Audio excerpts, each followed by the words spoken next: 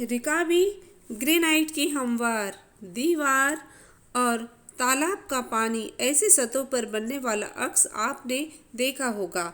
इस किस्म की और सतह कौन सी है, इनकी फहरिस्त बनाइए। हमवार आईने के सामने खड़े होकर इसमें अपना अक्स देखिए। आपका सीधा हाथ ऊपर कीजिए। आईने के अक्स में कौन सा हाथ ऊपर किया हुआ नजर आ रहा है?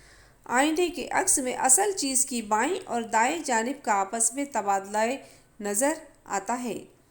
अगर आपने आईने से अपना फासला कम या ज़्यादा किया तो अक्स में क्या फ़र्क नज़र आता है? क्या आपकी ऊंचाई और आईने में अक्स की ऊंचाई में कुछ फ़र्क नज़र आ रहा है? चीज़ आईने से जितने फासले पर होती है, इसका अक्स आईने के पीछे इतने ही फासले पर होता है।